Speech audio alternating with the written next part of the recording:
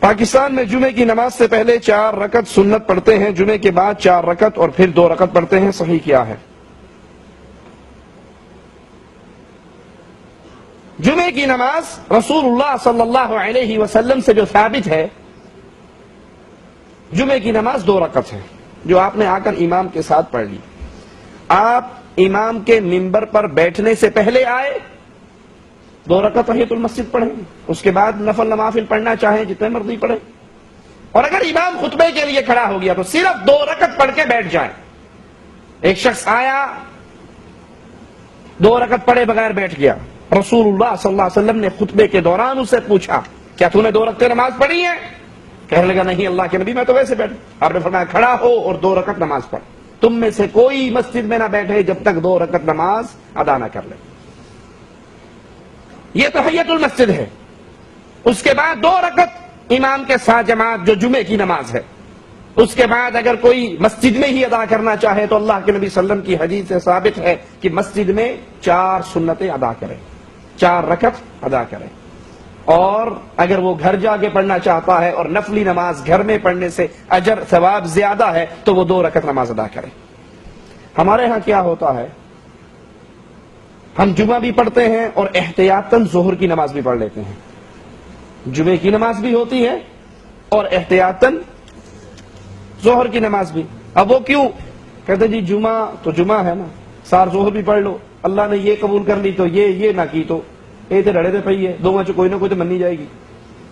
جیسے بچے اسکولوں میں ریاضی میں پیپر میں 10 سوال آتے ہیں، 5 حل کرنے ہیں، آپ کو اختیار ہے 5 چھوڑ دو، جس کو زیادہ آتے ہیں وہ سارے کہتا کہ یار کوئی غلط ہوا تو دوسرے کی جگہ ٹھیک ہو جائے گا، کام چل جائے گا۔ اللہ نے جو نماز اس وقت پہ فرض کی ہے اس وقت وہی نماز ہے۔ جمعے والے دن جمعے کی نماز ہے، ظہر نہیں۔ جس کو مسجد میں آئے امام مل جائے وہ جمعے کی نماز ادا کرے، جماعت مل جائے۔ یہ احتیاطاً ساتھ ساتھ ظہر کی نماز پڑھنا اور ساتھ جمعے کی پڑھ لینا یہ سنت کے خلاف ہے۔ رفع دین کے احکام کیا ہے؟ رسول اللہ صلی اللہ علیہ وسلم کی حدیث صحیح بخاری میں موجود ہے، ابن عمر سے روایت ہے کہ اللہ کے نبی علیہ الصلوۃ والسلام جب نماز پڑھتے، افتتاح کرتے، نماز کا آغاز کرتے، اپنے دونوں ہاتھوں کو کندھوں کے برابر اٹھاتے، جب رکوع میں جاتے دونوں ہاتھ کندھوں کے برابر اٹھاتے، جب رکوع سے سر اٹھاتے تب بھی دونوں ہاتھ کندھوں کے برابر اٹھاتے، جب 2 رکعتیں پڑھ کے تیسری رکعت کے لیے کھڑے ہوتے، 3 رکعتوں والی نماز یا 4 رکعتوں والی نماز، تو پھر بھی اللہ کے رسول صلی اللہ علیہ وسلم اپنے ہاتھوں کو کندھوں کے برابر اٹھاتے، رفع الیدین کرتے۔ یہ اللہ کے نبی صلی اللہ علیہ وسلم کی سنت ہے۔ دنیا میں کوئی شخص صحیح حدیث سے ایک نماز میرے حبیب علیہ الصلوۃ والسلام کی ثابت نہیں کر سکتا کہ آپ نے ایک نماز پڑھی ہو اور اس کے اندر رفع دین نہ کی ہو۔ دنیا میں کوئی ایک صحیح حدیث ایسی موجود نہیں ہے۔ رفع دین کرنے کی جتنی حدیثیں ہیں سب صحیح، نہ کرنے کی جو بعض روایات ہیں وہ سب ضعیف، سب پہ محدثین کا کلام ہے۔ اب کچھ جھوٹ بولنے کے لیے کہہ دیتے ہیں جی وہ بغل کے نیچے بت رکھتے تھے اس لیے رفع دین شروع ہوئی۔ ارے بھائی عقل کے اندھے، نماز جماعت سے فرض ہو رہی ہے مدینہ شریف میں، بتوں والی پارٹی مکہ میں رہ گئی ہے۔ جہاں جماعت سے نماز فرض ہوئی وہاں بتوں والی پارٹی کوئی نہیں ہے، جہاں بتوں والی پارٹی ہے وہاں جماعت سے نماز ہی فرض نہیں ہے۔ نمبر 2، اگر مان بھی لیا جائے کہ وہ بغلوں میں بت رکھتے تھے تو پہلی دفعہ جب کرتے ہو، ہم تو کیسے کرتے ہیں؟ سنت جو ہے ابھی صحیح بخاری کی روایت جو میں نے سنائی، حذو منکبے، کندھوں کے برابر آپ ہاتھ اٹھاتے، اور جو بھائی رفع دین کے انکاری ہے وہ کہاں تک اٹھاتے ہیں؟ ٹھیک ہے، تو جب یہ پہلی دفعہ اٹھائی تو وہ بت صاحب نیچے گرے یا نہیں گرے؟ وہ کوئی ایلفی لگا کے تو نہیں لاتے تھے جو چپٹ جاتے ہو نیچے نہ گرتے ہو، تو پہلی بھی چھوڑ دو، یہ کیوں کرتے ہو؟ بت تو ختم ہو گئے۔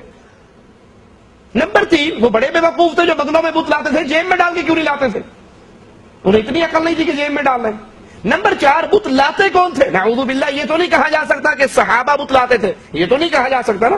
یہی کہیں گے کہ منافق لاتے تھے۔ ارے بھائی منافق ہوتا ہی وہ ہے جو ظاہری آپ کا، باطنی آپ کا دشمن، جو اندر سے آپ کا دشمن ہو۔ کیا وہ کبھی چاہے گا کہ میری حقیقت کھل جائے؟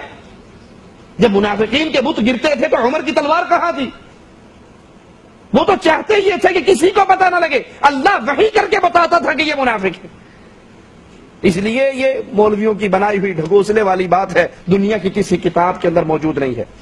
آمین بالجہر کیوں کہا جاتا ہے؟ کیونکہ رسول اللہ صلی اللہ علیہ وسلم کی حدیث ہے، تم جب امام آمین کہے تم آمین کہو، تم زمین پہ آمین کہتے ہو، اللہ کے ملائکہ فرشتے آسمان پہ آمین کہتے ہیں، جس کی آمین فرشتے کی آمین سے مل جائے اللہ اس کے پچھلے گناہوں کو معاف کر دیتا ہے۔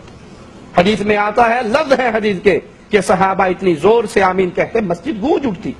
رسول اللہ فرماتے ہیں تمہاری اس بلند آواز کی آمین سے یہودی چڑھتے ہیں، یہودیوں کو تکلیف ہوتی ہے تمہاری اس آمین سے، تو یہودیوں کی مخالفت کیجئے، آمین کہیے، ہو سکتا ہے ہماری آمین اگر فرشتوں کی آمین سے ٹکرا گئی ہمارے انشاءاللہ گناہ معاف ہو جائیں گے۔ تشہد میں انگلی شہادت کیسے رکھنی چاہیے؟ کچھ لوگ یوں سیدھا ہاتھ رکھتے ہیں، یہ سنت کے خلاف ہے۔ اپنے اس ہاتھ کو فولڈ کر کے اس شہادت کی انگلی کو ٹیڑھا کر کے انگوٹھے کو یہاں رکھ کے اس طرح اس کو خم دے کے رکھنا چاہیے، اور بعض روایات کے اندر ہلانے کی کا ثبوت بھی موجود ہے۔